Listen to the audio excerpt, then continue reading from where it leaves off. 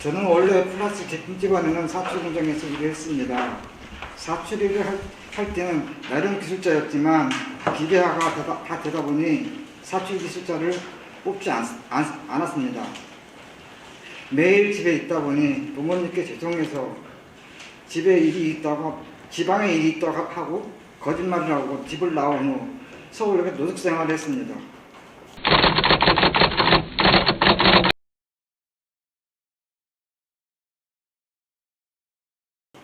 2004년이 되었습니다. 그동안 서울시 노숙인 일자리, 공공근로, 자활근로 등 여러 가지 일을 해보았습니다. 문제는 어떤 일자리도 오랫동안 안정적으로 할 수 없다는 것입니다.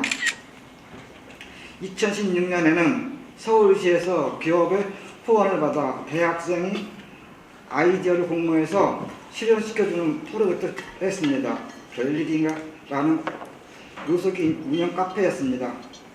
저는 거기서 특별 채용을 되었습니다. 카페는 서울시와 기업의 홍보용으로 반짝 이용한 뒤 금방 문을 닫았습니다. 어렵게 딴 바리스타 자격증은 더 이상 써먹을 데가 없었습니다. 노숙인 일자리나 공공근로보다 차상위 자격으로 자활센터에서 일을 하며 일도 더 오래 할 수 있고 월급도 많이 들었습니다. 공공근로가 끝나고 더 이상 참여할 수 없게 되어 지역 자활센터에 갔습니다. 2018년 5월에 3개월 동안 교육을 받고 대기했습니다. 며칠 뒤 학교 청소 일자리가 생겨 취직을 했습니다. 학교 청소는 꽤 힘든 일이었지만 출근할 곳이 생겨 기분이 좋았습니다. 그런데 코로나19가 터지면서 학교 청소 일이 사라졌습니다. 자활센터에서는 급하게 다른 일자리를 만들어줬습니다. 방역업체였습니다. 원하는 시간이 해줘야 하는 일이라 대기 시간이 길어 힘들었지만 그래도 할만했습니다. 자활 일자리는 3년 동안 참여할 수 있고 최대 5년간 연장됩니다. 2022년 6월 5년에 참여 기간이 끝나버려 2022년 12월까지 6개월 동안 실업급여를 받았습니다. 일을 구하기 위해 여러 곳에 이력서를 제출했지만 한 곳도 연락이 오지 않았습니다.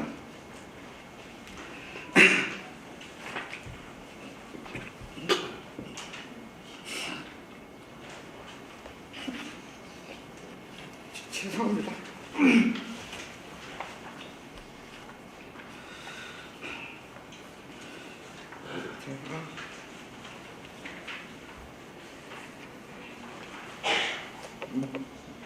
몇 개월이 지나 기간제 일자리에 합격을 뺐습니다. 한 달을 다녔는데 상사의 괴롭힘으로 일을 그만두게 되었습니다. 몇 달 동안 소득이 다 끊겨 방세까지 밀리는 힘든 상황이 되었습니다. 최근 주거급여와 자활센터 일자리를 신청했었는데 어제 구청에서 연락을 받았는데 주거급여는 주겠지만 자활사업에 참여했기에 때문에 앞으로 60개월 동안은 참여할 수 없다고 합니다. 다시 일자리를 알아보라는데 저는 계속 그렇게 왔으나 제대로 되지 않았습니다. 어떻게 해야 될지 모르겠습니다.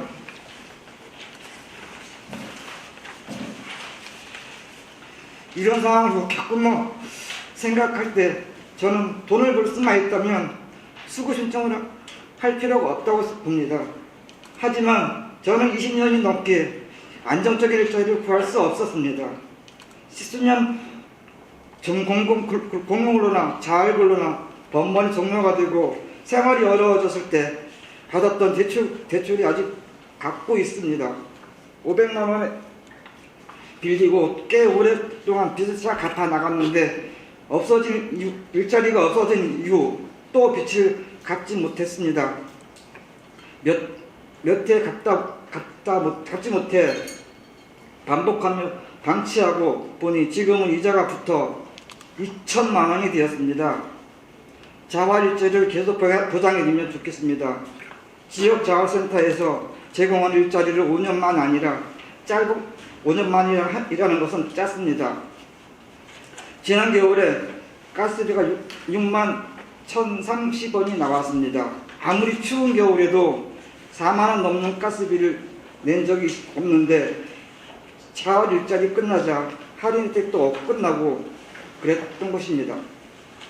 평소 같으면 낼 수 있겠지만 실업급여도 끝나고 새 일자리도 찾지 못한 살고 있던 터라 날벼락 났습니다.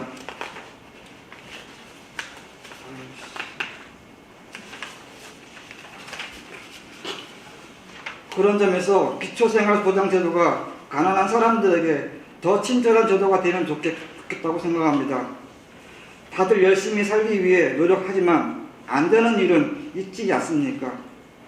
그런 것들을 기초보장제도가 보증하고 도와준다면 좀 더 나은 삶을 살 수 있습니다. 이렇게 생각해 볼 때 기초보장제도가 권리라고 하는데 나는 권리 같은 것은 느껴본 적이 없는 것 같습니다. 또 한 가지 말하고 싶습니다. 저는 차상기초로만 자활사업에 참여하고 있는데 어머니에게 집이 있어서 부양의자가 준 기술 때문에 탈락할 게 뻔하기 때문입니다. 저도 이제 나이를 들었는데 어머니 집 때문에 수급자도 되지 못합니다. 가족들에게 도움 면목이 없을 것 같습니다. 부양의무자들은 준비를 하루빨리 완전히 폐지해야 한다고 생각합니다.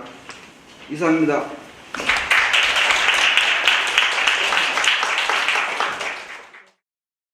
저는 쪽방 주민 차대철입니다. 오늘 저는 제가 오랫동안 자활사업에 참여하면서 느낀 점과 기초생활보장제도의 문제에 대해서 이야기를 하려고 합니다. 먼저 기초생활보장제도가 수급자들의 입장에서 가장 답답한 점이 무엇인지 말해보겠습니다. 첫째, 수급자가 되면 수급비로 딱 한 달을 살아야 합니다.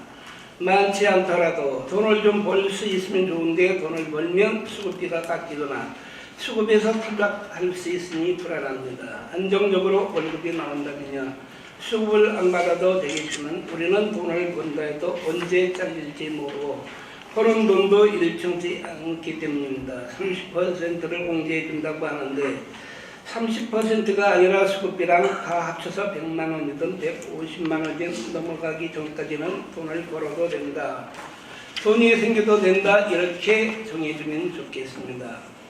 그래서 저축도 하고 미래를 준비하고 싶습니다. 수급받는 사람은 아무것도 못하다 보니 수급자가 되면 병자 아닌 병자를 만드는 것 같습니다. 둘째, 제가 사는 방은 몇 년간 같은 곳이었지만 4년 사이 월세는 21만 원에서 25만 원이 되었고 또 주인이 2년 후에는 30만 원으로 바뀌었습니다. 매년 주거급여를 올린다지만 건물주도 월세를 올립니다.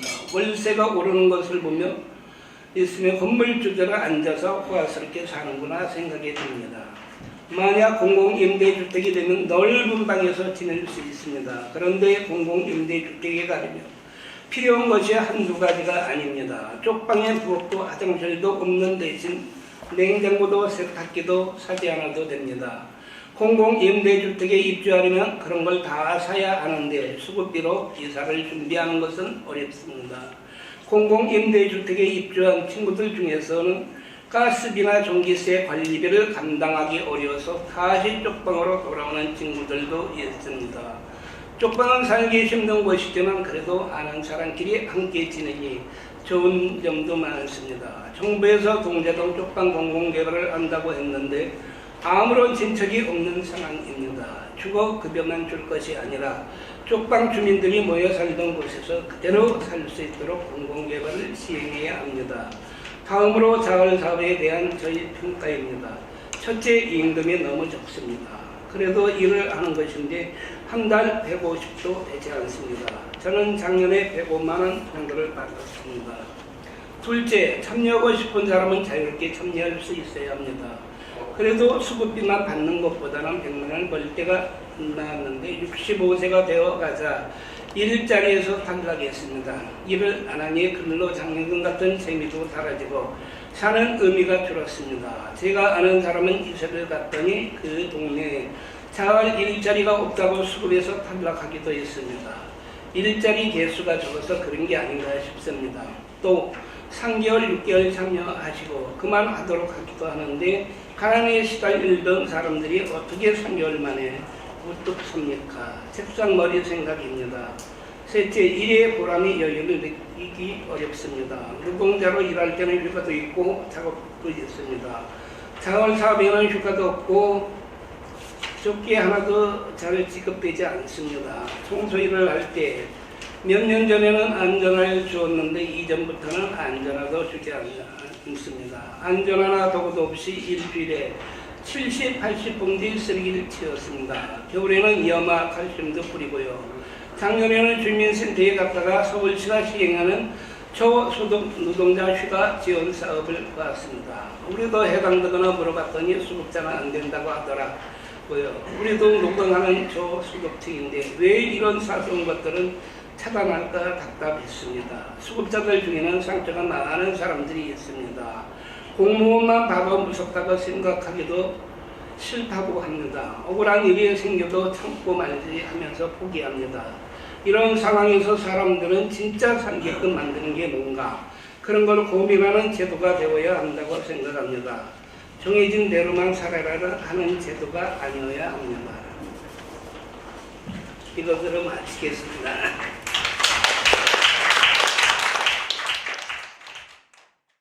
안녕하세요. 저는 서울주거복지센터 협회 소속 김세은 사회복지사입니다. 주거복지 현장에서 만나는 주민분 중에는 기초생활보장 수급비만으로 생활하시는 분들이 많이 계시는데 이 자리에서는 제가 만나는 수급자분들의 중 몇 분의 이야기를 나누고자 합니다. 사람이 사람답게 살아갈 수 있도록 적정 수급비 책정이 필요합니다. 이에 대해서 한 사례를 말씀드리겠습니다. 중장년 1인 가구 제가 가명을 지었는데요. 오늘님이라고 지었습니다. 오늘님은 2021년 6월에 강원도의 중소도시에서 서울로 이주했습니다. 살게 된 곳은 지인이 거주하는 곳으로 보증금 100만 원에 월세 30만 원은 다가구 주택 단지하였는데요. 다행히도 2년을 넘기지 않아서 2023년 5월에 SH 재개발임대주택으로 이주했습니다. 매월 20일에 입금되는 생계비로 공과금을 포함하여서 휴대전화 요금과 관리비 등의 고정 지출을 하고 나면 한 주에 사용할 수 있는 금액이 7만 원 정도입니다. 근데 연료비나 교통비, 식재료비가 계속 올라가서 지인을 만나서 밥을 먹고 차를 한 잔 마시면은 당장 다음 주부터는 지출을 줄이고 사람을 만나는 것이 조심스러워집니다. 사용할 수 있는 돈이 줄어들었으니까요. 계획하지도 않고 원하지도 않던 사회적 고립을 해야 됩니다. 이런 중장년 1인 가구의 사회적 고립이 고독사로도 연결되기도 하는데요. 그나마 오늘님은 중증 장애로 40만 원 가량의 장애연금을 받고 있어서 이 정도의 가게 운영이 가능하다고 합니다. 이사를 준비하기 위해서 몇 개월은 긴축 재정을 했지만 그래도 자신은 나은 형편이라고 말했습니다. 오늘님은 현재 지원받는 금액이 생계비의 장애연금을 포함해서 2023년 1인 가구 중위 기준소득 50% 정도인 100만 원이 됩니다. 이분이 표현하시기를 이 정도의 금액이면 숨통이 트인다 이렇게 말씀을 하시더라고요. 사람이 사람답게 살려면 무엇이 더 필요할까요? 토론회를 앞두고 오늘님을 만나서 이야기를 들려줄 수 있는지 여쭈었습니다. 기꺼운 마음으로 자신의 이야기를 들려준 오늘님을 만나고 돌아오는 길에 사람 누구나 사람과 어울리며 살 수 있어야 된다고 생각하게 됐는데요. 사람은 다양한 이유로 혼자일 때가 있지만 생계비가 없거나 부족해서 사람을 만날 수 없는 것은 사람답게 살 수 있는 기회를 제한하는 것이다라고 생각하게 되었습니다. 두 번째, 수급에서 자연스럽게 탈피할 수 있도록 하려면 근로소득 문제의 범위 조정이 필요합니다. 내일님은 한부모 가정으로 정부 지원을 받다가 2022년 자녀가 대학생이 되면서 기초생활수급 자격만 유지하게 되었습니다. 2인 생계급여가 136,847원입니다. 이 수업으로 공과금과 더불어서 대학생 자녀의 책값이며 교통비, 식비를 지출하고 나면 남는 돈은 40만 원 이하로 남습니다. 대부분이 식비로 지출되고 남은 부분은 꼭 필요한 생필품을 사는 것과 비급여 의료비 지출로 채워졌습니다. 대학생자는 음악 관련 전공자로 연습실을 빌리기 위해서 방학 때 아르바이트를 했더니 수급비가 깎여서 나오고 구청에서는 수급이 탈락할 수 있다는 연락이 왔다고 합니다. 우리 아이가 앞으로 먹고 살려면 준비해야 할 게 많은데 아르바이트도 못하면 어떻게 하느냐, 살게는 해주어야 하지 않겠느냐 몰먹이면서 말씀하시는데 저도 사회복지사로서 아무런 말도 할 수가 없었습니다. 내일님은 당뇨 합병증으로 인한 뒷내장이 심해서 왼쪽 눈은 거의 보이지 않고 오른쪽 눈도 희미하게 보이는 수준입니다. 주로 내일님은 망막주사를 접종하는 일하고 몸에 여기저기 통증이 있어서 병원을 가는데 비급여 항목이 혹시나 나오는 것은 아닌가 싶어서 병원 진료를 미룰 때도 꽤 있습니다. 미성년이 대학생이 되면 책값이며 교통비, 식비 등의 추가 지출이 발생하는데 중고와 등학생 때에 비해서 오히려 지원이 줄어듭니다. 그렇다고 소득활동을 하면 상한선이 정해져 있는 데다가 최저임금이 상승해서 기준선을 초과하는 일이 벌어집니다. 결국 최소한의 돈에 맞추어서 생활을 하라는 이야기입니다. 내일님의 경우처럼 필수적인 추가 지출이 발생하는 경우가 있고 소득활동이 필요한 경우도 있습니다. 인간다운 삶을 살아가기 위해서 수급자의 근로사업소득 공제 상한선과 비율을 높여서 수급의 자연스러운 탈피를 유도하는 세심한 배려가 필요합니다. 공공임대료와 관리비가 부담이 되어 입주를 포기하거나 주거 유지에 어려움을 처하는 가구가 있습니다. 주거급여 현실화해야 합니다. 대부분의 사람들은 공공임대로 이주를 희망합니다. 그런데 간혹 선정이 되었어도 입주를 포기하는 분들이 있습니다. 이와 관련해서 두 가지 정도의 사례를 말씀드리겠습니다. 먼저 미래님의 사례입니다. 미래님은 가정폭력으로 두 자녀와 집을 나오게 된 분으로 센터의 상담을 통해서 생계, 의료, 주거, 교육급여를 받게 되셨고 재개발인대 아파트로 주거 상향을 어렵게 하셨습니다. 두 자녀 중 한 명의 자녀가 정신장애 진단을 받아서 장애가 있는 미성년 자녀를 돌보느라 국가에서 주는 수급비 외에는 경제적인 여력이 전무하는 가구였습니다. 주거급여를 받아서 월 임차료를 감당하고 있지만 생계비로 겨우 생활하는 가운데 관리비 연체로 어려움을 겪고 있었습니다. 수급비 외에 경제적 여력이 없고 생계비에서 관리비를 별도로 해결할 수 없어서 관리비가 계속 연체되다 보니 결국에는 퇴거의 위기를 맞았습니다. 거리로 쫓겨날 위기에 처한 당사자분의 어려움은 센터에서 다른 외부 자원을 연계해서 해결을 했는데요. 주거급여에 미포함된 관리비를 내 경제적 여력이 없는 가구의 경우 관리비 연체로 인해 퇴거 위기에 놓일 수밖에 없습니다. 이런 문제를 해결하기 위해 주거급여에 관리비까지 포함하는 현실적인 대안이 절대로 필요합니다. 또 다른 사례로 희망님은 SH 메이빈대에 선정됐으나 입주를 포기하신 분입니다. 희망님은 고시원에 거주하는 조건부 수급자입니다. 몸이 아파서 조건부 수급임에도 근로를 유예하고 생계급여로만 생활해야 하는 상황이었습니다. 주거 취약계층 주거사다리 지원 사업을 통해서 공공임대 신청을 해서 SH 메이빈대 어렵게 선정이 되었지만 임대료가 많이 올라서 1인 가구 주거급여를 넘어서는 30만 원 후반대 월세가 부담이 돼서 결국에는 입주를 포기했습니다. 생계급여비 62만 원에서 부족한 주거비를 지출하고 나면 생활비를 쓰는데 많이 힘들다고 말씀을 하셨습니다.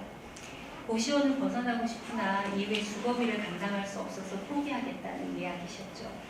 한평 공간의 좁디 좁은 고시원에서 사람들이 살 수 있는 곳으로 이주할 수 있겠다는 꿈은 그렇게 꺾였습니다. 이처럼 공공임대주택이 높게 임대료를 책정하여 주거급여를 초과하는 문제가 발생해서 공공임대로의 이주를 포기하는 분들도 계십니다. 제가 몇 가지 다양한 사례를 말씀드렸는데요. 현장에서의 수급권자 주민들의 이야기를 단언하기에는 매우 미미합니다. 사람을 사람답게 살게 한다는 것에는 개인의 의지도 물론 중요합니다. 그러나 더불어 살기 위해서 수급권자가 사람답게 살기 위해서는 주민의 삶, 현실을 반영한 수급 인상이 꼭 이루어져야 하겠습니다. 감사합니다.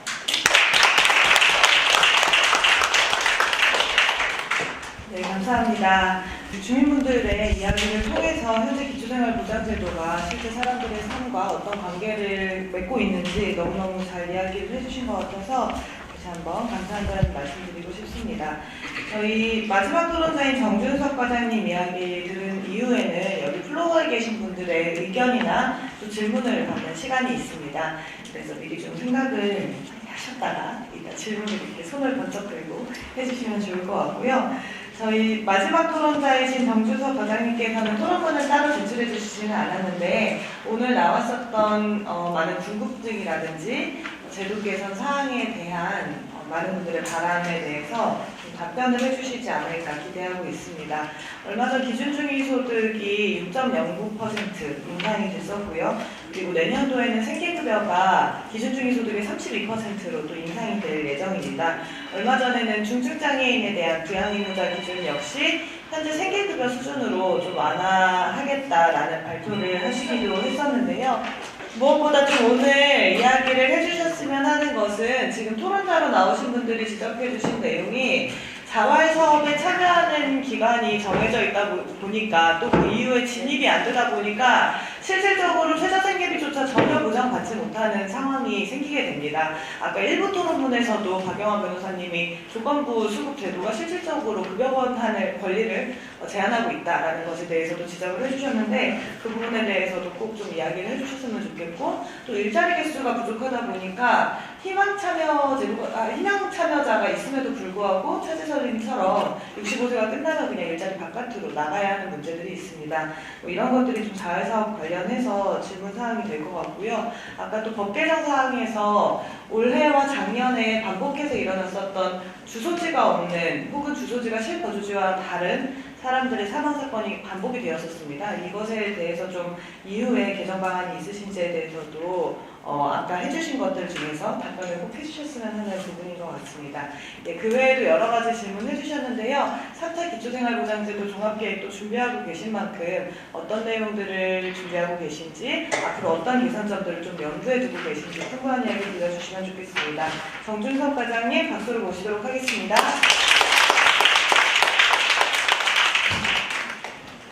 네, 안녕하십니까. 보건복지부 기초생활보장과장입니다. 먼저 앞서 발표나 그리고 이제 우리 당사자분들 어려운 이제 그런 불편 사정 얘기를 좀 듣고 좀 마음이 좀 많이 무거웠습니다.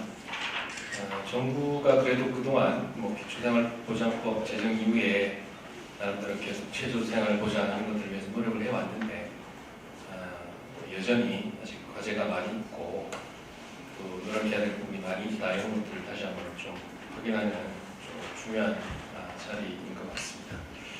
저는 오늘 몇 가지 이렇게 앞서 뭐 이렇게 발제하시면서 중요하게 얘기해 주셨던 부양의무자 우리 기초생활보장제도의 주요 핵심적인 사각지대 원인으로 지목되는 부양의무자 기준, 그다음에 재산 기준, 그 다음에 두 번째로 최저보장 수준과 관련해서 기준 중위소득과 생계급여 선정 기준 이런 것들에 대해서 좀 말씀을 드리고 마지막으로 제3차 종합계획 지금 마련해서 거의 이제 마무리 단계인데 조만간 9월 내에 저희가 이제 발표를 할 예정입니다.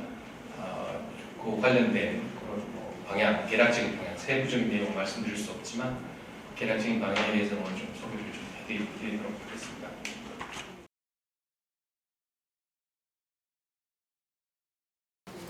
먼저 지난주에 정부가 예산을 좀 발표를 했었습니다.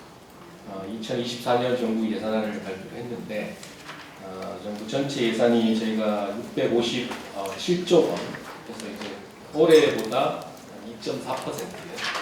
지금 정부 전체 예산 규모는 이제 크게 증가하지 않습니다. 굉장히 좀 긴축 재정 그런 형태로 들어가는데 저희 보건복지부 예산을 기준으로 보면 보건복지부 예산은 올해 109조 예산에서 내년도에 122조 5천억이 됩니다. 그래서 정부 예산안이 이제 2.4% 올라가는 데 비해서 저희 보건복지부 예산은 12.2% 정도로 예상해서 예년 수준과 거의 뭐 이상으로 지속적으로 보건복지부에 대한 투자, 재정 지출은 계속된다는 점을 좀 말씀드리고요.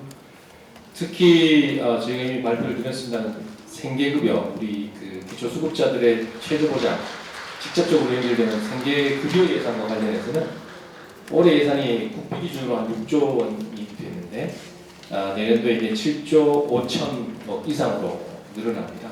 그래서 정부 예산 증가율 2.4%, 보건복지부 예산이 12% 증가하는데 생계급여 예산은 24.8%, 25%가 늘어납니다. 그래서 아마 뒤에도 조금 더 다시 설명을 드리겠지만 생계급여에 있어서는 과거보다도 조금 더 체감하실 수 있는, 여전히 부족하실 수 있겠지만 체감하실 수 있는 정도로 생계비를 올리려는 그런 계획을 확정을 했고, 국회에서 예산이 통과된다면 계획대로 내년에 시행을 하도록 하겠습니다. 그리고 이제 예산 관련된 설명은 간단하게 좀 드렸고, 두 번째 이제 저희가 기초생활보장제도에서 최저보장 수준 보장과 함께 좀 핵심적으로 해결해야 될 과제가 이제 부양의무자 기준의 완화입니다. 부양의무자는 앞서 발제에서도 여러 차례 소개가 되었는데 주거 교육은 완전히 폐지가 되었고, 그다음에 생계급여가 이제 저희가 이제 정부에서 폐지되었다고 얘기를 합니다. 근데 이제 아까 정확하게는 대폭 완화되는 것이다라고 얘기를 해주셨는데 저희도 맞는 얘기라고 하고요. 하지만 그 개편의 취지는 생계급여에 있어서는 사실은 현금을 지급하는 유일한 제도이기 때문에 다른 대안이 없습니다. 그래서 부양의무자를 대폭 완화해야 된다는 그런 방향 하에서 과거에 원칙적으로 부양의무제도를 적용하고 예외적으로 적용을 하지 않던 이런 원칙에서 현재 21년 10월에 생계급여에 있어서는 적어도 원칙적으로는 적용하지 않되 다만 예외적으로 부양의무자가 소득 1억, 재산 9억 넘는 경우에만 예외적으로 적용한다. 그러니까 하나의 그 원칙, 큰 원칙 자체가 바뀌었다. 그런 점을 좀 봐주셨으면 좋을 것 같습니다. 그런 의미에서 저희가 정부에서 이제 폐지했다라고 한 면이 있고 그런 대폭적인 개편이 있었습니다. 그런데 여전히 그 1억 9억이 그러면 사각지대를 만드는데 어느 정도 역할을 문제를 만들고 있고 어느 정도 그런 상황인지 이런 것들을 좀 살펴볼 필요가 있을 것 같습니다. 잘 아시다시피 저희가 이제 1억 9억 그 요건이 또 다른 사각지대 문제가 되지 않도록 금년도 기초생활보장사업 지침에 좀 특별한 내용이 들어갔었습니다. 앞서도 발표가 있었지만 다른 이유는 소득 인정액이 생계급여 선정기준 이하이면서 그 1억 9억 기준 그것만 가지고 수급자에서 탈락하게 되는 경우 그런 경우는 반드시 지방생활보장위원회 심의를 거쳐서 결정을 하도록 그렇게 지침에 명시를 하고 의무화를 했습니다. 그리고 이제 한편으로 그럼 이런 지침 규정이 이제 새로 들어갔는데 현장에서 잘 작동하고 있느냐 그 규정이 이런 것들이 좀 관건이 될 것 같습니다. 그래서 저희가 한편으로는 그런 것들이 잘 작동이 될 수 있도록 이제 독려를 하면서 그런 이제 평가를 계속 지켜보고 있습니다. 그래서 저희가 현재까지 데이터를 이제 조금 뽑아봤습니다. 1억 9억 기준 때문에 기초생활보장 신청을 하고 탈락하는 분들이 얼마나 되느냐 조사를 좀 했는데 저희가 21년 10월에 시작을 했으니까 21년도 이제 한 해 시행했을 때 한 762명이 수급자에서 1억 9억 기준 때문에 부양의무자 기준 때문에 762명이 탈락했던 것으로 나타났습니다. 아마 그 이전에는 아까 발제자들에도 있었던 것으로 나타나는데 부양의무자를 원칙적으로 적용할 때와 확연히 아마 달라진 거의 숫자가 대폭 감소된 걸로 보실 수가 있고 특히 아까 말씀드린 지침에 반드시 지방생활보장위원회를 거치도록 1억 9억의 경우에는 한 지침의 이제 역할 이런 것들이 일정 정도 했을 텐데 작년 6월까지 저희가 파악했을 때는 54명이 1억 9억에 해당되어서 탈락한 걸로 아마 같은 추세라면 연간 한 100명 정도가 되는 거라서 사실은 적어도 그렇다면 부양의무자의 저희가 그 어떤 그 기본 부양의무자 원칙을 대폭 개편한 이후에 일정 정도 효과가 나타나고 있다. 이런 이제 좀 판단할 수 있을 것 같습니다. 그래서 여전히 상반기 54명 연간으로 한 100명 정도가 될 텐데 이 숫자도 적은 숫자는 아닐 수 있습니다. 그래서 저희가 3차 기본계획에서는 이 1억 9억의 기준 자체도 조금 상향하는 부분을 3차 종합기간 내에 결정을 해서 좀 더 상향하도록 그러면 아마 좀 더 많은 분들이 이 부양의무자 생계급여에 있어서는 부양의무자 때문에 수급자로 선정되지 않는 것들은 상당히 없어지지 않을까 판단을 하고 있습니다. 다음으로 마지막으로 이제 의료급여 문제입니다. 2차 종합계획에서도 사실은 의료급여 부양의무자 폐지에 대해서는 온전한 계획을 발표하지 못했었고요. 아마 3차 계획에서도 아직 논의 중이지만 이게 쉽지는 않은 상황인 것 같습니다. 우리나라에는 아까 말씀드린 대로 생계급여는 유일한 어떻게 보면 가장 최후의 사회 안전망으로서 현금을 급여하는 유일한 제도이기 때문에 어떻게 보면 대안이 없습니다. 그런데 의료급여의 경우에는 사실 우리나라가 건강보험제도와 의료급여 두 개의 제도를 가지고 의료보장 시스템을 구축을 하고 있습니다. 차이가 있다면 본인 부담의 정도의 차이가 될 것입니다. 접근성의 차이가 되겠죠. 그 접근성 문제, 건강보험에 있어서는 앞서 발표도 있었지만 차상위 본인 부담 경감, 그 다음에 재난적 의료비 지원 제도, 본인 부담 상한액 이런 다양한 제도를 통해서 본인 부담을 낮춰주고 있습니다. 이런 제도들이 있기 때문에 아마 2차 종합계획에서도 사실은 어떤 이렇게 온전하게 폐지하는 부분에 있어서는 완전한 어떤 정부의 입장이나 이런 것들을 마련하지 못했던 것 같고요. 다만 그런 이제 두 개 건강보험에 있어서의 취약계층에 대한 본인 부담 경감 이런 지원제들도 계속 강화해 나가고 의료급여에 있어서도 지난주에 24년 예산안을 하면서 발표했지만 저희가 5만 명을 부양의무자 기준으로 완화를 해서 5만 명을 추가로 보호를 하게 됩니다.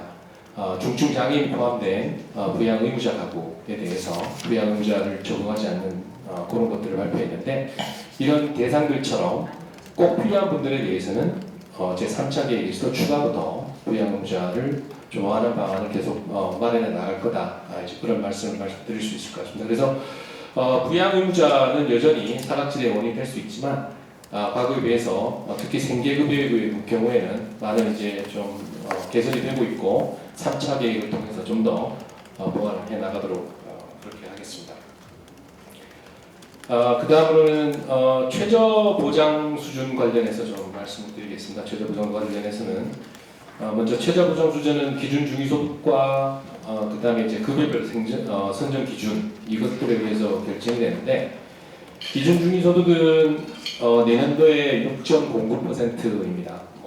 앞서 발제하신 분들 중에서는 여전히 좀 원칙안 원래 산정 방식에 비해서 다 반영이 되지 못했다. 원래 산정한 대로는 6.98%, 대개 한 7% 정도 인상률이 되는데 중생부에서 여러 차례 소위원회부터 해서 다양한 많은 논의들이 있었습니다. 그래서 그런 논의를 거쳐서 일단 내년도 인상률은 6.09%.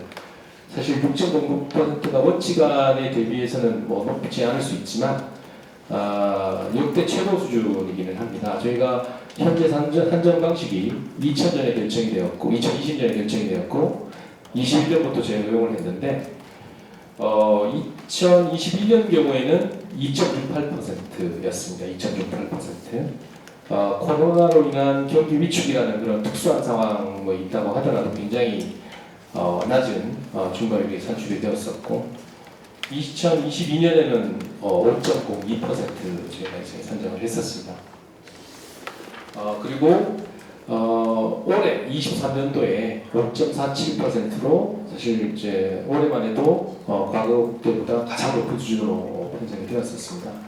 그리고 내년에 이제 6% 이상으로 아마 최초로 기준 중위소득 증가율 산정률로 최초로 6% 이상으로 갔을 거고 아마 앞으로도 저희 입장에서 중생부의 위원들도 입장도 그러시지만 그런 이제 기준 중위소득의 증가를 충분히 편성하는 것들은 실제 이제 23년도 작년에 결정할 때 그리고 올해 결정할 때 충분히 이제 정부에서 그런 의지를 가지고 증가를 하고 있다는 것을 보여드렸고 아마 앞으로도 그런 기조 하에서 계속 기준 중위소득을 좀 높여갈 계획입니다. 그래서 여전히 통계청에서 산정하는 가구 경상소득의 중간값 세나는 각 그 중위소득과는 일정 정도 격차가 있지만 저희가 이제 산정 방식 자체에도 추가 중과율이라고 해서 그런 격차를 해소하는 기제가 작동을 하고 있고 그 다음에 이제 그 통계청 가구 중위소득의 증가율 자체가 21년도에 7%가 나왔었습니다. 굉장히 높은,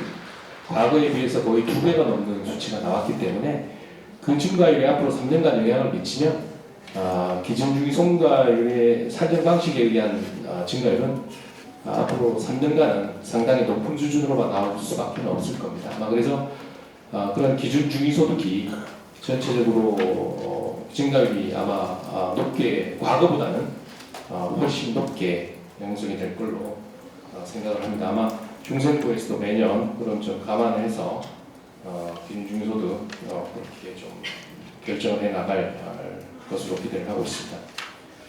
그 다음에 올해 저희가 이제 6% 이상 기준 중위소득 증가를 시키면서 생계급여 선정 기준, 지급 기준이기도 하면서 동시에 선정 기준이 되는 중위소득의 30%, 기준 중위소득의 30%이 기준. 사실 법에서는 30% 이상으로 되어 있지만 2015년 이후로 단 한 번도 30%를 넘은 적이 없었습니다. 어찌 보면 기준 중위소득을 높여가는 방법도 최저소득장 수준을 올리는데 도움이 되겠지만 직접적인 더 빠른 영향을 미치는 것은 최저보장 수준, 그러니까 그 선정 기준의 상향, 지금 30%를 높여가는 게 훨씬 더 빠를 수가 있습니다.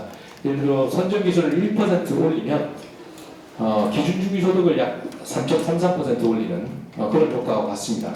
그게 이제 결국은 사실은 이제 생계비 지급 기준에 영향을 미치기 때문에 내년 경우에 이제 중생부에서 32%로 2% 결정 상승시키기로 상향시키기로 결정을 했는데 그 자체로 6.66% 생계급여 지급액을 올리는 효과가 있습니다.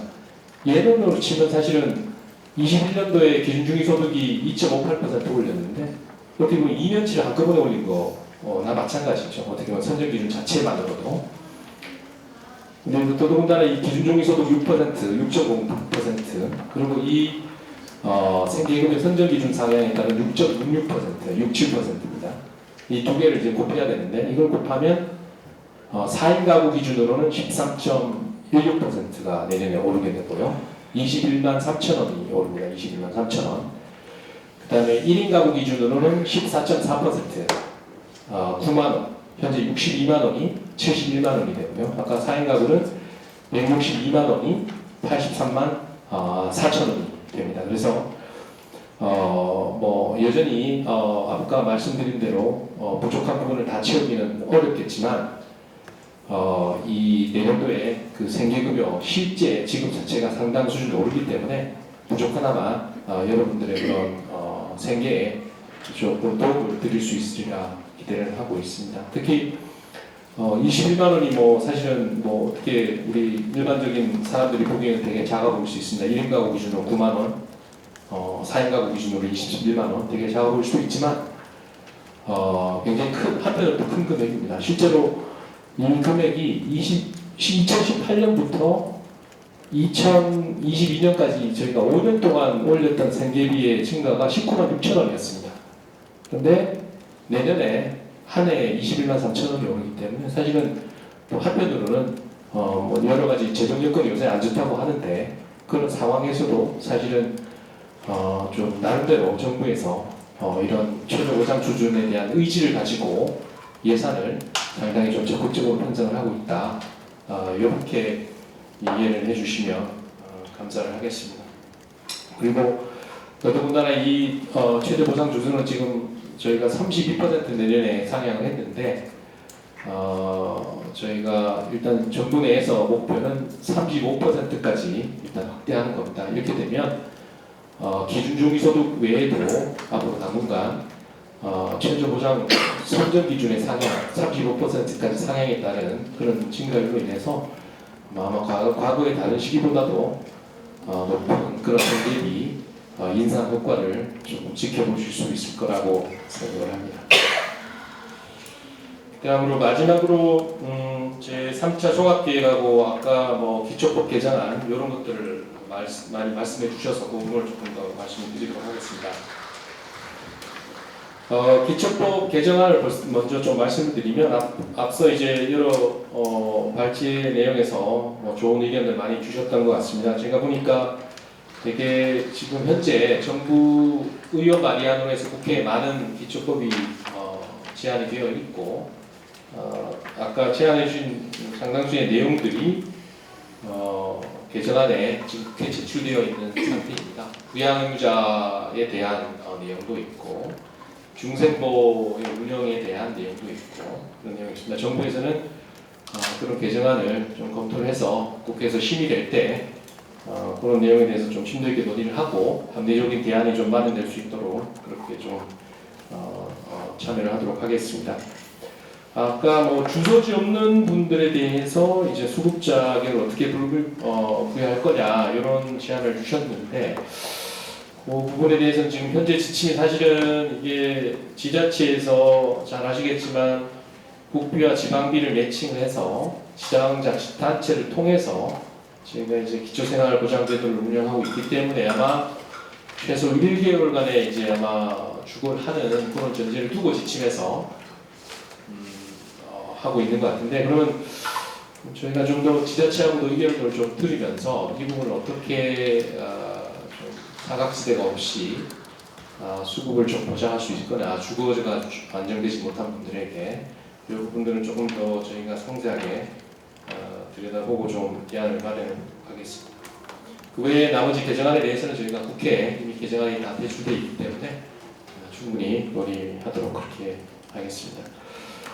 그리고 제3차 종합계획은 이제 아까 이제 뭐 말씀하신 이제 밀실에서 위원회를 운영한다 너무 이렇게 뭐 민주적이지 않다 이렇게 좀 얘기를 해주셨는데 나름대로 위원회 운영을 좀 말씀을 드리면 저희가 중앙생활보장위원회 뭐 물론 다른 중요한 뭐 정부에서 종합계획이나 여러 가지 정책들을 많이 발표하고 5개년 계획 뭐 이런 거 많이 발표를 하는데 그래도 중생보가 그 정부 정책 입안하는 과정에서는 상당히 많은 민간 전문가의 의견 이런 것들 사전에 듣는 구조 그리고 결정 자체도 정부에서 하기보다는 중앙생활보장위원회라는 그런 이제 심의위원회를 통해서 심의하고 의견하도록 하는 그런 구조를 가지고 있다는 걸 말씀을 드리고 중성보 이전 단계에서도 이제 소위원회라고 이제 급여별로 위원회를 두고 있습니다. 거기에도 많은 시민단체라든지 이런 그리고 각계 우리 사회복지 전문가분들 참여를 하셔서 의견을 주시고 해서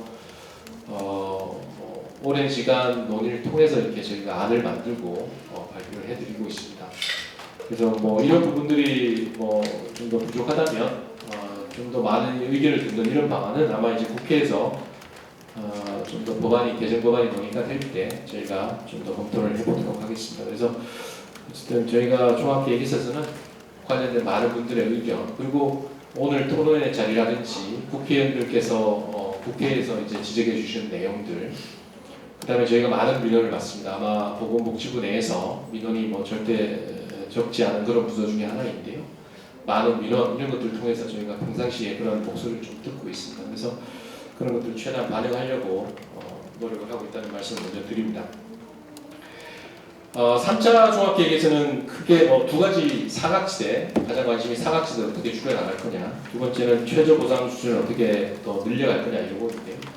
사각지대는 앞서 말씀드린 대로 의료급여에 있어서는 이미 조금 언급을 해드렸습니다. 그래서 중증 장애인이 포함된 부양 의무자 가구에 대해서 부양 의무자 적용을 제외하는 거는 내년도에 당장 시행을 하는 거고 3개년 종합계획 3차 종합계획 내에서 꼭 필요한 분들이 좀 더 의료급여 혜택을 받을 수 있도록 부양 의무자 부담 없이 저희가 그렇게 개선을 하겠다는 내용이 저희가 담기게 될 예정입니다. 그리고 두 번째로 이제 생계급여 관련해서는 이제 저희가 앞서 말씀드린 대로 그런 1억 9억 기준 그것들이 일단 어느 정도 과거에 비해서는 이제 과거 문턱이 많이 낮아졌다라고 보고 있고 하지만 전체적으로 그 공시지가 인상이라든지 주택가격 상승 이런 요인들이 있기 때문에 저희가 1억 9억 소득 기준 그 다음에 재산 기준도 상향하는 부분을 3차 종합기간 내에는 좀 저희가 다룰 예정입니다. 그리고 두 번째가 이제 가장 큰 부분이 민원이 많고 언론에도 많이 나왔지만 이제 자동차 기준이 여전히 또 큰 문턱으로 작용을 하고 있습니다. 예를 들어서 다자녀하고 자녀 통학을 위해서 차가 꼭 필요한데도 차가 지금은 200만 원이 넘으면 300만 원짜리 자동차를 들고 있으면 월 소득이 300만 원으로 잡힙니다.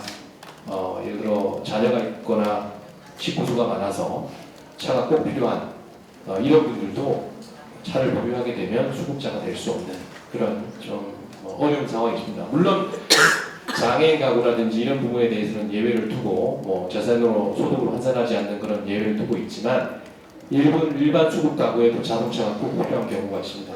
다인, 6인 이상의 다인, 그 다음에 이제 다자녀, 3인 이상의 다자녀라든지 이런 좀 꼭 필요한 가구에 대해서는 요 재산 기준 자체를 좀 획기적으로 개선을 할 계획입니다. 그리고 저희가 생업용 자동차 역시 지금 50%만 지금 100%가 아닌 1.04 일반 재산 환산율 적용해서 1.03% 적용을 하고 있습니다. 50%에 대해서 이 부분도 저희가 이제 생업용은 꼭 필요한 소득 활동에 꼭 필요한 부분이기 때문에 제가 완화를 해 나갈 계획이고 일반적으로 저희가 그 1600cc 그 다음에 이제 200만 원 기준 이 부분도 오래전에 이제 설정된 기준인데 그런 부분도 3차 종합계획 기간 내에 합리적인 대안을 좀 마련해 나가서 그런 이제 자각제 자동차라는 것 자체가 지금 사각지대 원인으로 작용하고 있기 때문에 개선해 나갈 거고요. 그 다음에 재산 기준은 잘 아시다시피 올해 서울 기준으로 기본공제를 9,900만 원으로 대폭 올렸고 그 다음에 재산 주거재산 환산율을 적용하는 비율도 현재 비율대로 1억 7,200만 원 서울 기준으로 거기까지 저희가 상향을 했었습니다. 그래서 그런 부분도 저희가 제3차 종합기간 내에 저희가 한 번도 또 부족함이 없는지 그런 기준의 적정성 검토해서 추가로 좀 개선하는 작업 이런 것들을 해 나갈 계획입니다. 그래서 그런 사각지대 관련해서는 그런 중요한 이거 외에도 다양한 대책들이 좀 더 담길 텐데요. 그런 내용도 담게 되고 최저 보상 수준 관련해서는 이제 아까 말씀드린 대로 생계급여를 기준 중위소득의 35%까지 가는 내용, 그다음에 주거급여를 47에서 지금 50%까지 내용 이런 것들을 저희가 이제 담게 됩니다.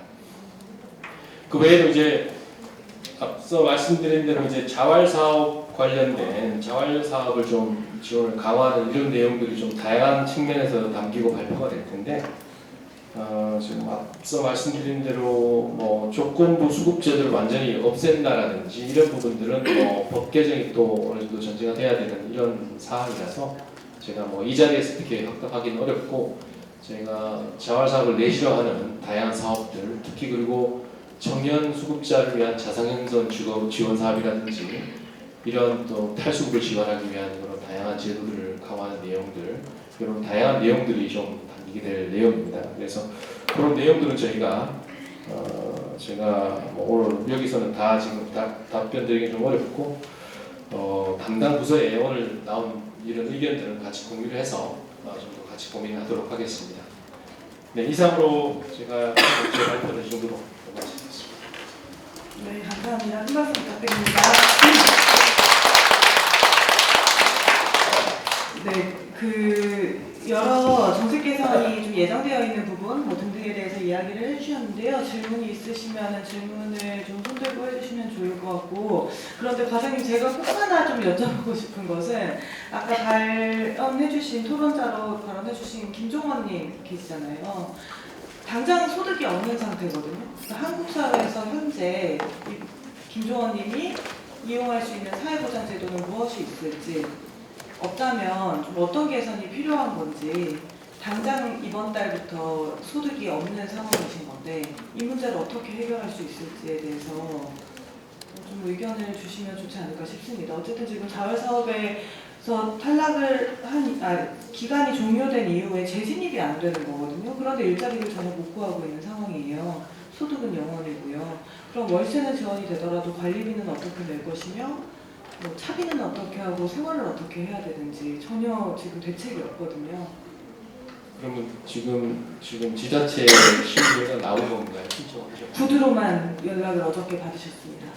정확한 결과는 결과는 아직 통지서가 나오진 않았지만요. 어저께 전화가 온 바로는 주거급여는 받으실 수 있고 자활사업에 참여를 하셨던 기간이 종료됐기 때문에 재진입은 어렵다. 시간이 한참 걸린 이후에야 60개월이라고 얘기를 하셨다는데 아무튼 그렇게 저는 아까 말씀드린 대로 그러면 주거급여만 드시는 겁니다. 소득 이제 재산 소득 환자 예. 이 부분은 저희가 한번 이 케이스 제가 받았기 때문에 오늘 저희가 한번 조금 자활 쪽하고 같이 얘기를 한번 좀 더 나눠보도록 하겠습니다. 이후에 꼭 같이 좀 문제를 해주시면 좋을 것 같고요. 혹시 질문이나 의견 있으시면 이야기해 주시면 좋을 것 같습니다. 아까 과장님께서 이제 얘기하실 때 그 부양의무자 기준에 탈락돼서 탈락된 인원이 54명이다 올해 그렇게 말씀하셨어요. 1억 가구 기준 내에 때문에. 네, 제가 말씀드리고 싶은 거는 저는 이 기준 때문에 신청조차 못하신 분들이 훨씬 더 많다고 생각을 합니다. 예를 들어서 저희 동네에 이제 올해 39년생 할머님 한 분이 계시는데 이분은 이미 그러니까 부양의무자 기준이 완화되기 전부터 한 3번 정도 신청을 하셨었어요. 근데 그때 탈락했던 이유가 가족들이 금융조회에 대해서 동의하지 않았기 때문입니다. 자식이 지금 아들 둘, 딸 하나가 있는데 자식들이 이제 금융조회에 동의하지 않았어요. 그래서 사실 뭐 10몇 년 동안 어머니하고 단절돼 있고 아무런 연락도 하고 있지 않은데 신청할 때마다 자식들이 이제 금융조회에 동의하지 않는다. 이래서 이제 수급 신청했음에도 수급자가 되지 못하셨던 거예요. 그래서 그 이제 몇 년 전에 이제 기준이 완화되면서 다시 한번 신청해보자고 했을 때 이제는 안 하신다고 했어요. 안 하신다고 해서 그 이유가 뭐냐 했더니 이제 자식들이 동의해주지 않을 거라는 거죠. 그래서 이제 수급 신청 안 하는데 사실 이분은 지금 기초연금 받고 계시는데 주거급여 받고 계시고요. 그래서 이제 20몇만 원으로 생활하시는 거잖아요. 생활하시는데 더 그 중요한 거는 지금 의료급여가 더 중요한 거예요. 왜냐면은 수급자로 돼서 의료급여를 받아야지 지금 아픈 데가 너무 많으셔서 병원을 다니는데 병원을 제대로 못 다니고 계시거든요. 그래서 저희가 이제 아주 조금 지원을 해서 병원을 같이 모시고 가면서 제가 병원 갈 때마다 생각이 드는 게 이 할머님이 돌아가시면은 부양의무자 기준 때문에 수급 신청 안 했고 못 했고 그래서 이것이 문제돼서 제대로 된 의료 지원을 못 받아가지고 그래서 돌아가실 수도 있는 거다라는 생각을 항상 합니다. 그리고 저희 또 주민분 중에 한 분이 이제 자활급여로 비슷하게 하시다가 이제 작년에 또 기준이 완화되면서 수급 신청을 하셨는데 사실은 수급 신청할 때 제일 걱정하셨던 게 자식들한테 연락이 가는 거였습니다. 내가 이렇게 살고 있는 거, 쪽방에서 이렇게 살고 있는 거에 대해서 정말 10몇 년 동안 또 자식들하고 연락을 안 하고 있었는데 이것 때문에 연락이 간다는 걸 굉장히 두려워하셨고 그래도 지금 어쨌든 간에 생활은 하셔야 되기 때문에 신청하셔야 된다고 해서 이제 수급받고 지금 의료급여는 2종이세요. 2종에서 하게 됐지만 어쨌든 이 과정 자체가 수급 신청하는 현실적으로 수급을 받아야 되는 에도 불구하고 굉장히 부담이 되기 때문에 저는 이 부양의무자 기준이 완전 폐지돼야 한다는 거 지금 54명이 탈락했다고 했지만 실질적으로 신청조차 못한 인원은 뭐 540명, 5,400명 저는 이보다 훨씬 더 많을 거라고 생각합니다. 그래서 이런 그 부양의무자 기준에 대해서 이렇게 현실적으로 가족들과의 관계를 막 계속 증명해야 되는 거 이게 뭐 본인에 대해서만 금융조회를 한다거나 재산 증명을 할 수 있게만 해야지 뭐 가족들과 연결돼가지고 실제로 단절되어 있음에도 실제로 단절되어 있고 아무런 지원도 못 받는데 수급에서 신청도 못하고 탈락이 된다는 거는 굉장히 부당하다고 생각합니다. 이 정도 해서 어쨌든 간에 저희 부양의무자 기준이 폐지돼야 된다는 거 말씀드리고 싶습니다. 의료급여 부양의무자 기준에 대해서 이제 내년부터 그 부양의무자 가구에 중증 장애인이 있는 경우에는 이제 부양의무자 기준을 적용하지 않아서 한 5만 명이 이제 새로 진입할 것으로 예상하신다고 말씀을 하셨는데요. 사실 그 전에 이제 2차 기초생활보장 종합계획 당시에도 기초연금을 수급하는 노인이 있는 부양의무자 가구에 대해서 의료급여 부양의무자 기준에서 제외를 한다라는 계획이 포함되어 있었고 이제 시행이 됐는데 제가 봤을 때 관련 통계상 그 완화된 기준으로 인해서 이제 원래 11만 명이 새로 진입할 거라고 이제 그때 당시 예상이 됐는데 실제로는 그때에 비해서 한 7,000명 정도가 이제 늘어났는데 수급자가 근데 그게 사실은 기준이 완화되기 전에 늘어난 18,000명에 포함된 숫자인 것 같거든요. 그래서 실질적으로 그런 식으로 이제 핀세트 식으로 이제 말하자면 부양의무자 가구의 어떤 특징을 가지고 이제 부양의무자 기준을 완화하는 것이 특별히 효과가 없다라고 생각이 되는데 그 부분에 대해서 어떻게 생각하시는지. 현 제도가 유지되고 있다는 전제 하에 부양의무자의 부양 거부 깊이를 지자체마다 너무 다른 기준으로 판단을 하고 있다는 생각이 많이 들기도 하더라고요. 그래서 복지부에서는 부양의무자의 부양 거부 깊이를 어느 정도로 보고 계시는 건지, 예를 들어서 지금 정말 전화 한두 통이라도 하면은 가족관계 단절이 아니다 이렇게 판단하는 경우도 많고, 전화 한두 통을 최근 1년 이내에 했는지 안 했는지 이런 기준으로 판단하는 경우도 많고, 제가 느끼기에는 전화 통화를 하고 서로의 안부를 묻는지 이런 것들을 기준으로 가족관계 단절을 많이 판단하는데 실제로 부양을 하고 있지 않은 상황이라고 하더라고요. 그래서 복지부에서는 부양의무자의 부양 거부 깊이를 어느 정도까지의 가족관계 단절을 상정하고 계시는 건지가 좀 궁금합니다. 부양의무자 기준에 대한 것이 너무 애매해서 지금 말씀을 드리는 거거든요. 소득이라는 것도 얼마나 돼야 소득이 이게 부양의무가 되는 건지 이런 것도 기준이 있어야 되는데 그런 것이 없고 무조건 부모가 있다, 자식이 있다, 재산이 있다 이런 식으로 그냥 부양의무자 기준을 정해놓고는 안 된다. 내가 왜 이런 말씀을 드리냐면은 원래는 수급자였었어요. 수급자였었는데 자식이 직장을 잡았어요. 자녀들이 직장을 잡으니까 자녀들이 번다. 그래서 수급이 끊어버렸거든요. 그러면 자녀가 직장을 잡아갖고 초봉 같은 거 받으면 얼마나 받겠습니까?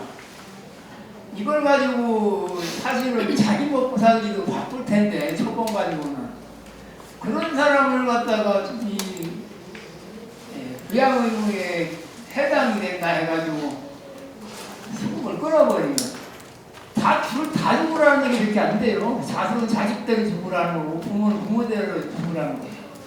같이 살 수 있는 능력이 돼야 같이 문화 가질 수 있는 능력이 돼야 되는데 그런 것을 기준을 해놓고 이 능력이 될 적에 이 부양의무라는 것을 지워야지. 이거는 기준도 지금 무조건 뭐 자녀가 있다, 부모가 있다 해서 부양의무를 지운다는 것은 이건 정부에서 너무 이 아니란 대책이 아닌가. 이런 거 좀 설정을 좀 해서 좀 같이 먹고 살 수 있어야 이게 해당이 되거든요. 부양의무. 이렇게 좀 선별을 해주셨으면 합니다. 생계하고 의료 나눠서 좀 답변을 드리겠습니다. 생계 쪽 먼저 말씀드리면 1억 9억 아까 말씀드린 이제 신청하신 분들 중에 1억 9억 사유로 안 되신 분들은 이제 적다고 말씀드렸고 분명히 신청조차 못하신 분들이 많이 있을 거라고 생각합니다. 전적으로 동감을 하고요. 아까 이제 얘기하신 사례대로 예를 들어 자식이 재산 공개, 뭐 재산 정보 공개 동의도 안 하는 그런 자식이라면 사실은 지방생활보장위원회 이런 데 올려서 당연히 그런 뭐 사유로 인정을 받을 수 있을 거라고 생각은 되고, 그러니까 좀 적극적으로 저희가 이제 발굴하고 주위에 지지와 노력, 우리 유성 지역사회의 그런 노력들 발굴과 함께 그런 분들이 받을 수 있게 안내하고 하는 이런 것들도 상당히 좀 필요하다고 생각을 합니다. 그래서 1억 9억이 분명히 여전히 이제 뭐 하고 있고 그 기준 자체를 저희가 이제 앞으로 말씀드렸지만 계속 좀 올려가는 것하고 동시에 그다음에 이제 또 다른 분께서 아까 우리 거부 깊이 이거를 이제 지자체마다 해석이 다르다. 어떤 데는 좀 관대하게, 어떤 데는 또 엄격하게 해석을 해서 사실 다르다고 하는데 이 부분은 정말 저희가 이제 지침 보시면 알겠지만 지방생활보장위원회에 굉장히 큰 재량을 사실 준 거거든요. 근데 그 재량을 이제 좀 이렇게 위원회라는 지방생활보장위원회 공무원 단독으로 행사하기면 좀 어렵기 때문에 그런 위원회를 통해서 그런 이제 재량을 행사하도록 했기 때문에 일률적으로 이거를 다 들어주라는 얘기다 이렇게 제가 여기서 하는 거는 사실은 좀 쉽지는 않을 것 같고요. 오늘은 어쨌든 현장에서 그렇게 지나치게 엄격하게 적용이 된다라든지 지자체마다 차이가 너무 많이 난다고 한다면 물론 지자체 장의 권한이 있습니다만은 전체적인 또 우리가 기초생활보장제도의 통일성을 위하는 차원에서 지침을 좀 더 구체화하는 거나 이런 것들은 저희가 들여다보고 저희가 매년 이제 기초생활보장 지침 개정 사업을 하는데 올해도 지금 착수를 했습니다. 시도에서 이제 의견 조회도 지금 시작을 했고 그 과정에서 이 거부 깊이 이 부분을 해석하는 부분 저도 좀 관심이 많았던 지난번에 아마 그 화상 회의 때도 한번 얘기를 해주셨던 것 같은데 그때도 제가 이제 한번 좀 관심을 가지고 계속 보고 있는데 이 부분을 한번 들여다보면서 개선해 나갈 부분들을 좀 해나가도록 하겠습니다. 그 다음에 이제 의료급여 관련해서는 말씀하신 대로 저희가 과거에 의료급여에서도 이제 아까 말씀드린 대로 핀셋이라고 해서 이제 특정 대상이 포함된 가구를 계속 좀 완화를 했었습니다. 근데 그 가구 수가 목표했던 거에 미치지 못하는 그런 부분들이 있는데 이걸 좀 충분히 좀 분석을 해봐야 될 것 같습니다. 우선은 아마 과거 몇 년 동안은 저희가 그 의료급여의 제도 개선을 많이 하지 못했던 것 같습니다. 저도 보니까 의료보장과장하고 얘기를 해봐도 과거 몇 년간은 이제 그런 부양의무자에 있어서 의료급여에 있어서 부양의무자 제도 개선을 많이 못했는데 반면에 기준중위소득은 또 최근 몇 년에 많이 오르지 못했었고요.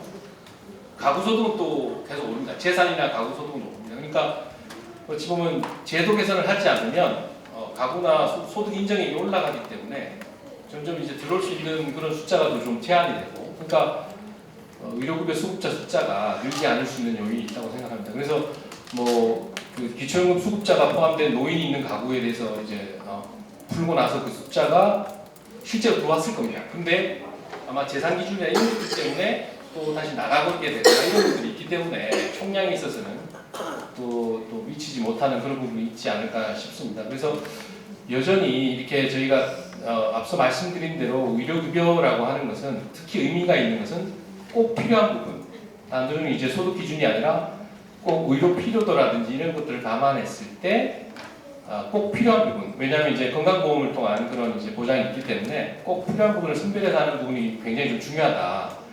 그래서 앞서 말씀드린 대로 이제 중증 장애인이 포함된 가구라든지 그게 이번에 1차적으로 못했지만 앞으로 예를 들어 부양의무자 가구에 희귀난치 질환이라든지 중증 질환 이런 부분들도 생각해 볼 수 있고요.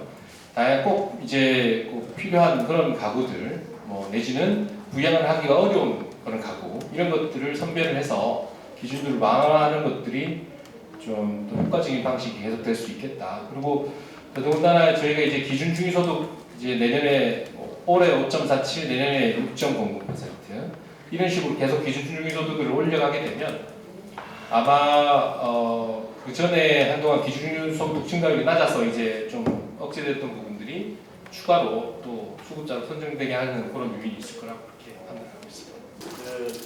그러니까 종합계획이라고 하면 기존 계획과의 어느 정도 도약이 있어야 된다고 생각해요. 이게 연차별 어떤 수정이라든지 지침상의 어떤 개선을 넘어서서 지금 언급하신 부분들을 보면 사실은 이 수치 어느 정도 부양의무자 기준 어느 정도 완화할 것인가 이 정도라고 하면 굳이 이제 종합계획이라는 틀 아니어도 충분히 가능할 것 같은데 이게 사실은 어느 정도 예산이 확보되고 그것을 담을 수 있는 범위를 좀 늘리거나 보장 수준을 늘리거나 이런 수준이 아니라 그러니까 제도의 개선을 좀 이뤄가는 방식의 내용을 담는 것이어야지 하지 않겠냐 종합계획이라는 것이. 그러니까 건강보험 같은 경우도 1세대 개혁, 2세대, 3세대 개혁 이런 것들이 있지 않습니까? 그런 식으로 가기 위해서는 오늘 이제 발제자들께서 얘기하신 여러 가지 것들을 실제로 개선하는 내용을 갖고 있어야 하고 그것을 이제 범주로 개선의 범주로 넣어야 된다고 생각을 합니다. 그러기 위해서는 사실은 복지부 장관회에서 이렇게 선정된 그 중생보위 위원들만의 이제 논의 또 이제 중생보위의 폐쇄성 이런 것도 계속 지적이 되고 있지 않습니까?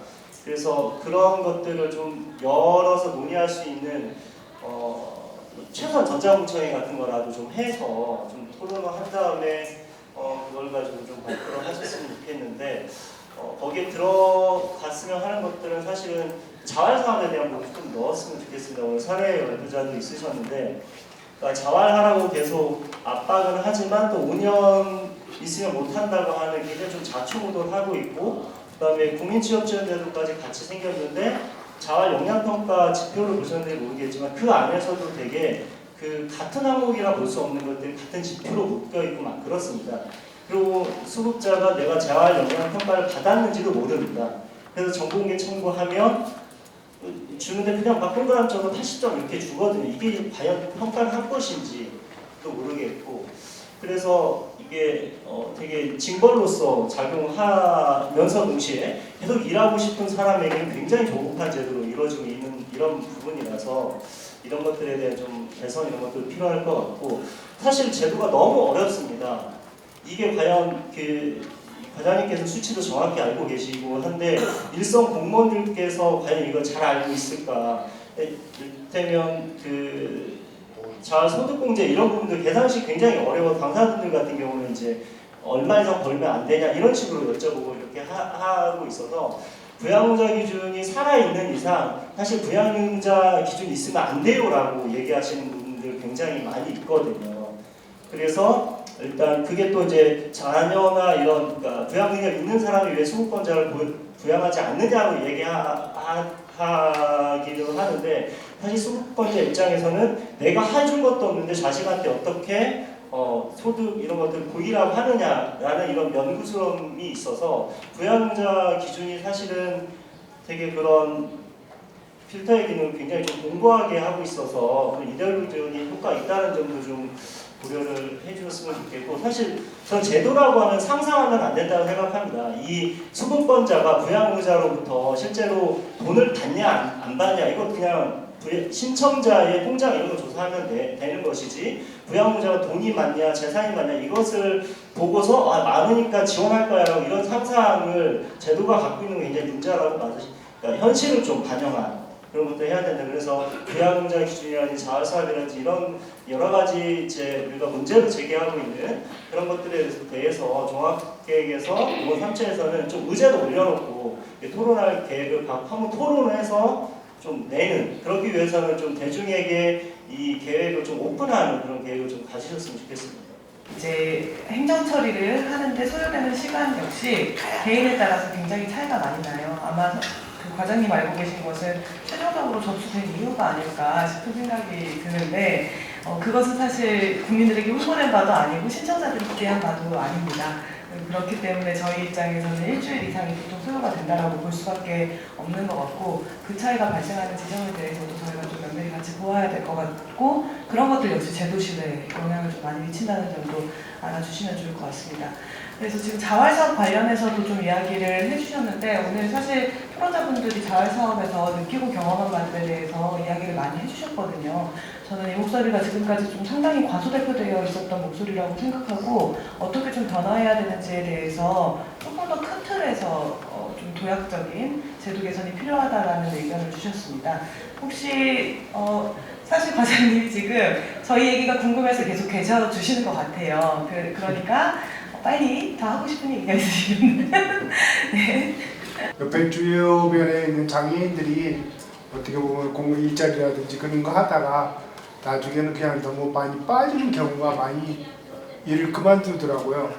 네, 거기에 대해서 어떻게 좀 더 완화할 생각이 없는지 있는지 거기에 대해서 궁금합니다. 제가 뭐 직접 담당을 하진 않아서 자원을 오늘 상세하게 다 설명을 못 드리겠지만 종합계획에서 이번에 뭐 여러 가지 전달 체계부터 아까 말씀드린 자활 역량 평가, 요 틀도 바꾸는 거 이런 것까지 포함해서 아마 발표를 해드리게 될 그런 계획입니다.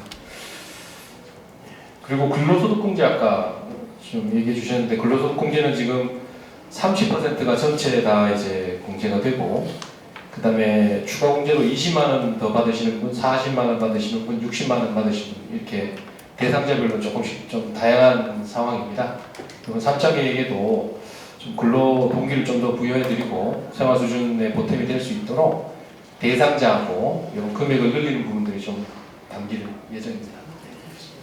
저희 이번에 그 수급자 평가 시민평가단 하면서 좀 정부의 제도 운영에 있어서 시민들의 참여가 활발하다고 생각하냐라는 질문에 대해서 많이 해주셨던 답변이 이의 신청을 했는데 내 사정을 받아들여주지 않는다라는 얘기였거든요. 저희는 사실 이제 제도의 민주적 운영, 지방생활보장위원회나 중앙생활보장위원회 운영 이런 걸 생각했는데 수급자분들이 체감하시는 것은 그것보다 내가 내 사정을 얘기했는데 그 사정이 이제 인정되지 않더라. 이걸 더 많이 얘기를 해주셨어요. 저는 이게 의미하는 바가 상당히 있다고 생각합니다. 제도적으로 그냥 뭐 이의 신청 절차가 마련되어 있다라는 것보다 실제 내 주장이 어떤 내용인지에 대해서 그 사람의 입장에서 이해해주는 제도인가, 그럴 만큼의 유연함을 좀 갖추고 있는가에 대한 질문이라고 생각하고 차 대장님이나 김종원님 그리고 김재현님 얘기해 주신 것도 그런 부분에 대한 이야기라고 생각이 좀 들어요. 그래서 저희가 지금 긴 시간 토론을 계속하고 있는데 하고 싶은 그 토론자분들은 얘기하실 시간을 드릴 건데 혹시 그때 같이 얘기해 주실 건데요? 네. 그래서 이야기를 많이 해주셨는데 네, 지금 혹시 플로어 토론자분 한 분 더 이야기 들으면 좋겠습니다. 대출에 관한 이제 대출해준다고 해서 특방에서 4천짜리 민간주택으로 옮기려 하는데 대출 심사 서류로 은행에 먼저 계약금 5% 낸 영수증과 미리 확정일자 받은 계약서를 필수 구비 서류로 내야 하며 80%만 대출된다고 해서 무산됐습니다. 이제 예를 들어서 이제 예를 들어서 5천만 원을 대출해주면 5%를 먼저 자기 성금으로 계약금을 걸어야 한다고 한답니다. 그런데 쪽방 있는 사람들은 돈이 하나도 없지 않습니까? 무슨 돈으로 이렇게 그 사람들이 계약을 할 수 있고 그런 것을 할 수도 없는데 이렇게 제도를 만들어 놓은 것 같아요. 여러 가지로. 그리고 거기다가 이제 5천만 원에서 3천만 원 더 지급이 돼서요. 이렇게 8천만 원까지 또 대출을 해준다고 했는데 80%는 거기서 대출하고 나머지는 이제 자기 계약금 있잖아요. 계약금은 자기가 이제 만들어서 이렇게 계약을 먼저 하고 난 다음에 부담을 하고 그렇게 들어가야만 된다는 그런 게 있더라고요. 근데 이제 그래서 은행 같은 데를 우리가 가서 이렇게 이제 찾아가서 이렇게 그 대출을 받아보려고 이렇게 해봤는데 그거 되지도 않고요. 고압적이고 그리고 이사 비용 그런 것도 역시 마찬가지로 하나도 없잖아요. 우리 진짜 밑바닥에서 생활하는 사람들은 아무것도 없는데 그런 것을 그냥 제도를 만들어 놓고 제도를 만들어 놓은 건 좋은데 이렇게 할 수 없는 제도를 만들어 놨더라고요. 이것을 돈이 아무것도 없는 사람들을 200만 원, 300만 원, 500만 원, 1000만 원 이런 식으로 돈을 어디서 구할 수 있느냐. 나는 이제 그런 것들이 참 너무 안 좋게 만들어 놓은 자를 만들어 놓는데 너무 안 좋은 게 우리한테는 힘들게 어렵게 만들어 놨다. 일단 기본적으로 구비해야 되는 그 기본 금액을 준비하기 어렵다 보니까 추가 혜택을 준다 할지라도 실제로는 이용 못하는 제도가 되게 실상이죠. 예, 그래서 수급자들에게 이런저런 혜택이 있다라고 이야기가 나오는 것과 달리 막상 수급자들이 제도를 이용을 하려고 하면은 이용 못하는 제도가 많은 게 또 있는 것 같아요. 그러다 보니까 남들은 되게 혜택 많이 본다라고 하지만 본인들의 경우에는 실제로는 그런 것들은 내 손에 잡히는 게 아니다라고 생각할 수밖에 없는 것 같아서 이런 것들 좀 실효성 있게 개선이 필요하다라는 얘기 해주셨고 반드시 개선을 해야 할 것 같습니다. 그쵸, 진짜 너무 어렵습니다. 네, 주거권 관련한 문제이기 때문에 뭐 대출제도뿐만 아니라 공공임대주택 정책과 같은 부분에서도 좀 많이 해주셔야 될 것 같습니다. 그래서 오늘 사실 그 주거급여나 이런 거 관련해서도 발제랑 토론은 있었는데 저희가 오늘 기초생활보장과 과장님을 모셨기 때문에 그 부분 관련해서는 자세하게 이야기를 못하기는 했어요. 차제에 좀 꼭 이야기할 수 있는 자리 마련하고 관련한 제도 개선안이 필요하다더라라는 이야기를 국토부에도 꼭 전해주시면 좋을 것 같습니다. 꼭 좀 부탁 좀 드리겠습니다. 네. 모든 다 필요한데 이것도 필요합니다. 네, 감사합니다. 네, 오늘 긴 시간 같이 토론을 나누었는데요. 기초법 개정안을 발의를 할 예정입니다. 그래서 기초생활보장제도 법으로 바꿀 수 있는 것들은 잘 또 바꾸고 내년 지침 또 세우고 계신다고 하니까 지침으로 바꿀 수 있는 것들은 또 잘 바꾸고 또 문화로 바꿀 수 있는 것들은 잘 바꾸면서 가난한 사람이 인간답게 살 수 있는 세상을 우리 손으로 잘 만들어가면 좋겠습니다. 함께 평가하고 함께 바꾸기 위해서 여기 와주셔서 정말 감사하고요. 다음에 또 뵙도록 하겠습니다. 고맙습니다.